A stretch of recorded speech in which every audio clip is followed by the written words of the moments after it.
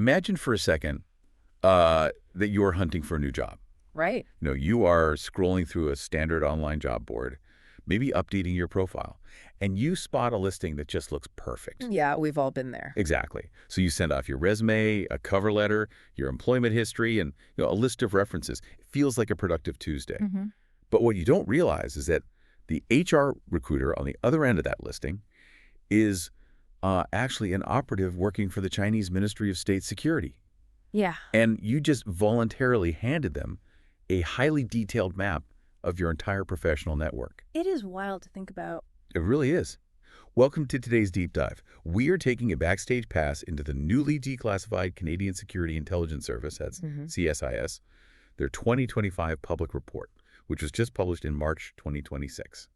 I mean, it is a sobering document, to put it mildly. We are looking at this really comprehensive breakdown of the modern threat landscape. Yeah. And the overarching theme here is that the battlefield has just shifted dramatically. Like, national security is no longer just about guarding military bases or tracking foreign diplomats. Right. It is playing out in our corporate sectors, our tech incubators, and, well, our personal digital lives. Absolutely.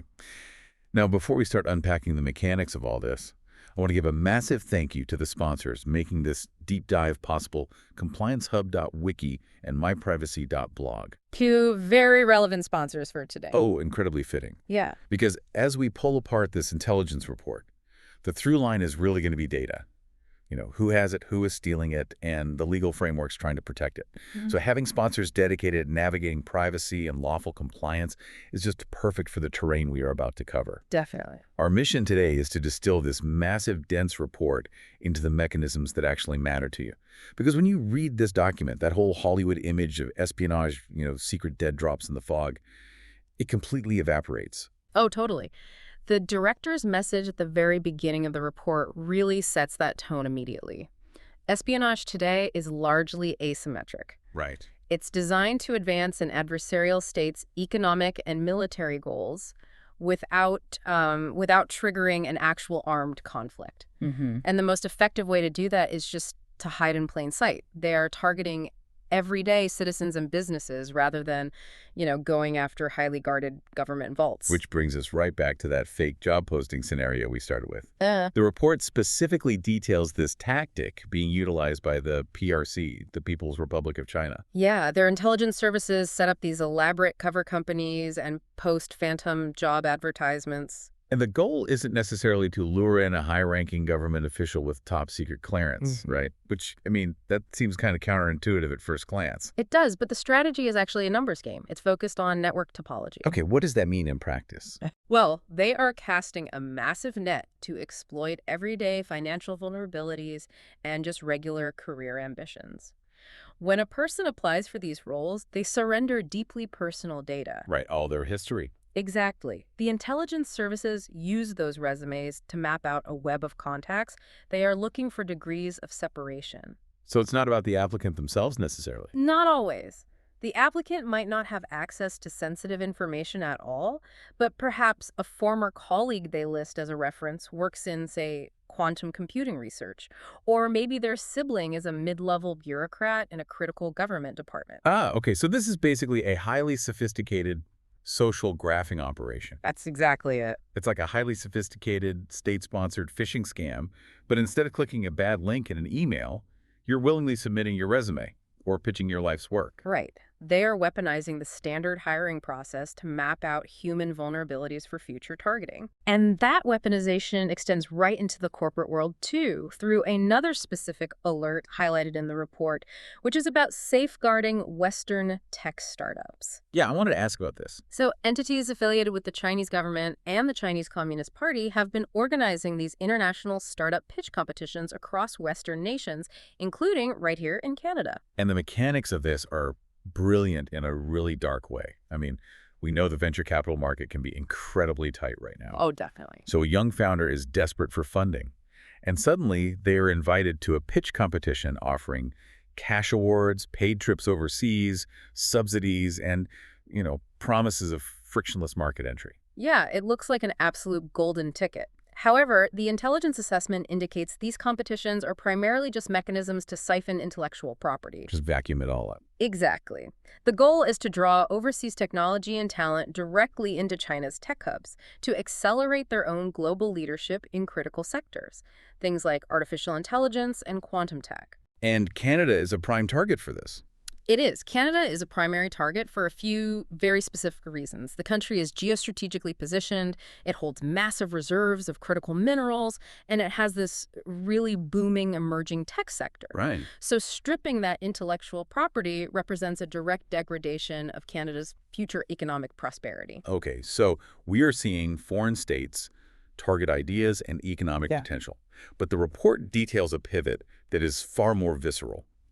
How foreign states target physical human beings across borders. Right, transnational repression. Yes, TNR.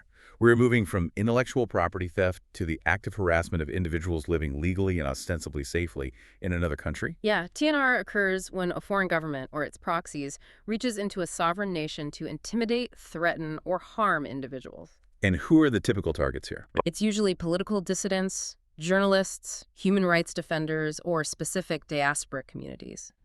The objective is to silence criticism and manage what the foreign state perceives as a domestic threat to its own stability, even if that quote-unquote threat is thousands of miles away. And the report explicitly names India in this context. It outlines how the Indian government has cultivated covert relationships with Canadian politicians, journalists, and members of the Indo-Canadian community to exert influence. Yes. And the report notes these coercive tactics are meant to suppress criticism of the government of India, specifically targeting the Khalistan separatist movement. And, we have to make a point of stating here, as the document does, that advocacy for Khalistan separatism is a completely lawful political activity under Canadian law. Right. It creates a severe jurisdictional clash. You have foreign state apparatuses attempting to dictate the boundaries of free speech and lawful assembly inside another democracy. It is. But where the physical and digital threats truly merge into a worst-case scenario is illustrated by a specific incident involving Iran in July 2025. Right, the Handala hack team. Yes. So threat intelligence firms link this hacktivist group directly to Iranian intelligence services. And they claim to have breached Iran International, which is a Farsi-language satellite television channel known for being highly critical of the Iranian regime. Yeah, and the hack itself was basically just the delivery mechanism for the real operation, which was psychological terror. Yeah. The group doxed several journalists linked to the network, including a Canadian resident.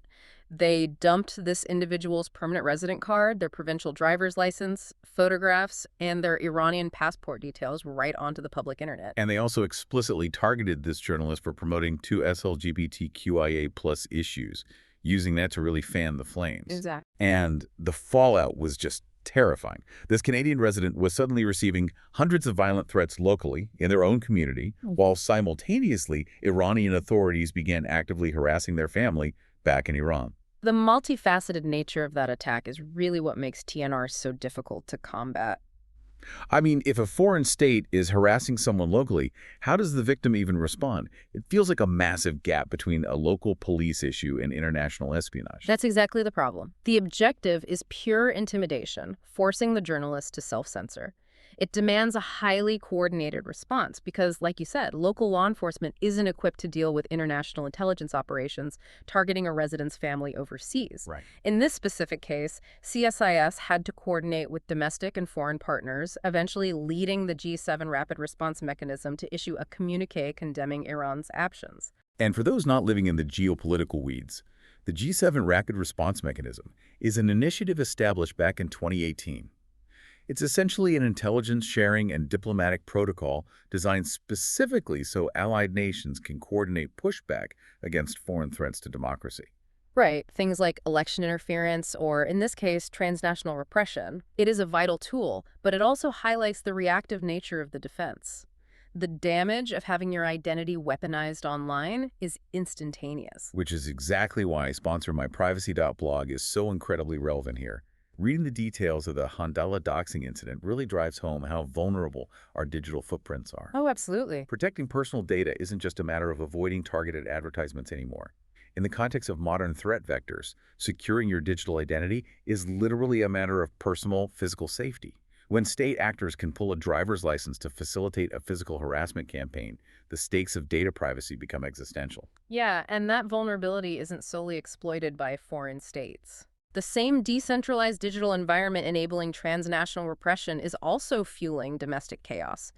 The report details a massive shift in how domestic extremism operates, utilizing this concept termed salad bar grievances Yeah. within ideologically motivated violent extremism, or IMVE. I found the salad bar concept absolutely fascinating because historically, tracking extremism meant monitoring distinct groups with cohesive manifestos, right? Mm. Like a recognized far-right militia, a specific religious extremist cell, or a far-left anarchist group. You knew the ideology, so you knew the target profile. But that structured landscape is just dissolving. Hmm. Today, individuals are basically walking up to an ideological salad bar and taking scoops of completely contradictory worldviews. Yeah. They will mix narratives from across the traditional political spectrum, heavily seasoned with fringe conspiracy theories. The algorithms driving social media and niche online forums don't care about ideological consistency at all. No, they optimize for outrage and engagement. Exactly. The result is a highly personalized, bespoke extremism. Here's where it gets really interesting to me, though. Doesn't this salad bar approach make it fundamentally harder for intelligence agencies? I mean, if there is no cohesive manifesto, how do you even track the ideology before it turns violent? It's a nightmare. It fundamentally breaks the traditional counterterrorism model. You aren't infiltrating a hierarchy anymore. You are trying to predict the breaking point of an isolated individual just marinating in contradictory internet forums. Wow. And the report points to several arrests in 2025 that illustrate the breadth of this chaos. In August, a minor in Montreal was arrested for planning an attack on behalf of ISIS, aiming to target Jewish communities and law enforcement. And then just a few months earlier, in March, a 19-year-old in Winnipeg was charged with terrorism offenses tied to an international group known as the Maniac Murder Cult, which falls under nationalist and violent extremism. Right, the Maniac Murder Cult. The report highlights that these decentralized groups often rely on horrific gamified criminal activity to radicalize youth. Yeah, things like sextortion or actively encouraging self-harm. They aren't just spreading ideology, they are creating a culture of localized violence. Exactly. And while law enforcement is trying to track decentralized radicalization on the application layer of the internet, the actual physical infrastructure of the internet is simultaneously under siege by foreign states. Right, the cyber realm. The report details a PRC-linked cyber threat dubbed Salt Typhoon. Now, this isn't a disruptive ransomware attack where they lock down a hospital's computers, right? No, not at all. Salt Typhoon targeted major telecommunications firms in the U.S. and abroad to gain persistent, stealthy access. They basically burrowed into the routing hardware to passively monitor and extract highly sensitive data. Including call and text message records. Yes, and CSIS is openly warning that the Canadian telecom sector is facing identical vulnerabilities. And it's not just China. No, we also see the Russian GRU unit, 2S6165, which is commonly tracked as APT-2T or Fancy Bear, engaging in malicious cyber activity. Their focus has been hacking email accounts and disrupting the logistics of entities involved in delivering aid to Ukraine. It is an asymmetric response to Western foreign policy, executed entirely through cyber infrastructure. Okay, let's look at the totality of what we've covered so far.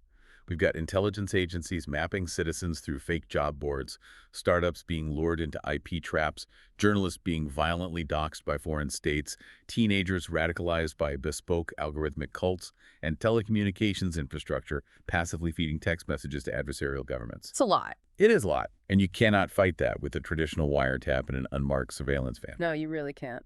Which brings us to the legal friction at the heart of the CSIS report. To combat this decentralized digital threat landscape, the intelligence community is pushing for modernized powers. The report heavily emphasizes the Strong Borders Act, also known as Bill C-2, which was introduced in June 2025. And this focuses heavily on lawful access, right? For context, Canada is currently the outlier among the Five Eyes, the intelligence alliance comprising the US, UK, Canada, Australia, and New Zealand. Canada is the only member that doesn't strictly regulate electronic service providers to guarantee lawful access to data for intelligence purposes. Exactly. And Bill C-2 aims to close that gap by mandating two distinct capabilities from telecom and tech providers. The first is called confirmation of service. Okay. This is basically foundational data, verifying if a person actually uses a specific provider, identifying the date range of their account, or pinpointing their province. And the report provides a really stark example to justify this need. Imagine CSIS has credible intelligence that two individuals are finalizing a terrorist plot from a hotel room in a major Canadian city, but they don't know which hotel. With confirmation of service, they could legally ping the providers for a small subset of local hotels, locate the specific room, and intervene. Right. It seems straightforward, but the second capability requested is much more complex. It's mandatory intercept capabilities. This would legally require service providers to build their platforms with the technical architecture necessary to execute a federal court warrant. Oh, interesting. Currently, CSIS might obtain a warrant from a judge to intercept the communications of an extremist, but the social media or messaging platform simply lacks the underlying technical ability to isolate and provide that specific data. So, to put it in physical terms, it's essentially like CSIS saying, hey, we have the search warrant, but the digital hotel didn't build its doors with locks that we can pick. Oh. So we need a federal law forcing every provider to install a master key port on their platforms just in case a warrant is issued. That is the perfect analogy, and that is the core tension here. The operational reality for the tech industry is massive. Adapting to mandatory legal intercept requirements demands fundamental engineering changes from these companies. And honestly, this is exactly why a sponsor like ComplianceHub.wiki is critical right now. Because if you operate any kind of digital platform, service, or telecommunications infrastructure, the regulatory ground is just shifting beneath your feet. Oh, completely. Building systems that are secure against hackers but simultaneously compliant with federal intercept mandates requires the deeply specialized systemic overhauls that ComplianceHub.wiki provides. Yeah. Because the cost of non-compliance is only going up. Yeah, the legal framework is really stretching to meet the technological reality, and that stretching actually goes beyond digital access. The report also pulls back the curtain on something called the justification framework, which deals with human intelligence gathering. Right. This framework essentially provides legal cover for CSIS employees or the human sources they direct to commit acts that would normally be prosecuted as crimes, mostly terrorism-related offenses under the criminal code. Yeah, the operational logic here is infiltration. I mean, if an undercover agent or informant needs to gain the trust of a decentralized extremist cell or a foreign espionage ring, they cannot simply stand in the corner taking notes. Right. Did it stand out immediately? Exactly. They might be forced to participate in illicit activities just to maintain their cover. The framework provides a legal mechanism to justify these actions, provided they are rigorously assessed as reasonable and proportional to the threat. And the numbers are quite high. In the 2024-2025 reporting period, CSIS utilized this framework 161 times to direct the commission of acts or omissions. It's a significant tool for them. So we have an intelligence apparatus pushing for master keys to our telecommunications and legally authorizing its own operatives to break the law to maintain cover. I think the natural, immediate question any citizen asks here is about accountability. Who ensures these incredible powers aren't abused? And the report attempts to address this transparency through the findings of their newly appointed ombuds, Eliane Hall.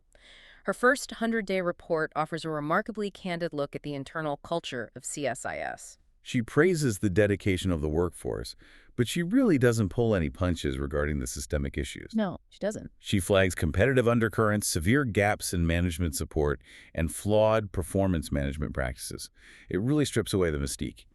Behind all the high-stakes intelligence gathering, CSIS is basically a government workplace battling burnout and administrative dysfunction like anywhere else. Yeah, and that dysfunction is currently being weaponized by a bureaucratic avalanche. CSIS is overseen by the National Security and Intelligence Review Agency, or NSIRA, and the 2025 report reveals that CSIS saw a staggering 290% increase in external complaints filed with this oversight body. Which is wild. When you hear a 290% spike in complaints against a spy agency, you assume a massive surveillance scandal has broken. Right, but the reality is much more mundane, which almost makes it worse.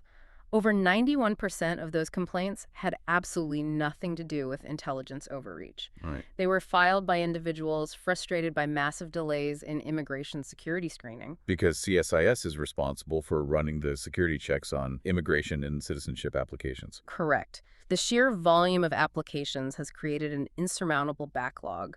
Applicants get stuck in the system, they get frustrated, and they file formal complaints against CSIS with the Intelligence Review Agency. Wow. And this administrative bottleneck is actively destroying the agency's broader compliance metrics. Their on-time compliance rate for Access to Information Act requests plummeted to 62%. Their response rate to Privacy Act requests from Canadians dropped to 43%. And the overall compliance rate for all Privacy Act requests is sitting at an abysmal 14%. That is, I mean, it is the equivalent of an elite corporate investigations team being entirely derailed because the HR department is so overwhelmed with basic PTO requests that nobody can process the actual misconduct files. Exactly. You have an agency tasked with dismantling transnational repression networks and tracking bespoke algorithmic extremism, and they are drowning in immigration paperwork. It really highlights how severely mundane bureaucratic resource allocation can cripple high-level national security. It's a striking paradox. They are fighting cutting-edge existential threats while simultaneously losing a war of attrition against administrative forms. It really puts it in perspective.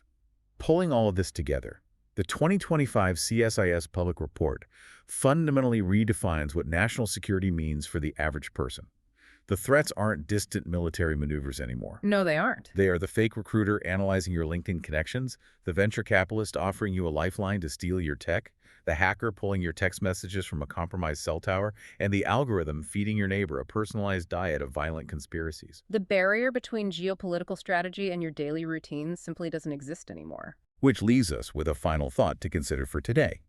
We've seen how deeply personalized the threat landscape has become. When a foreign state will dox your driver's license to silence you, the line between national security and personal privacy dissolves.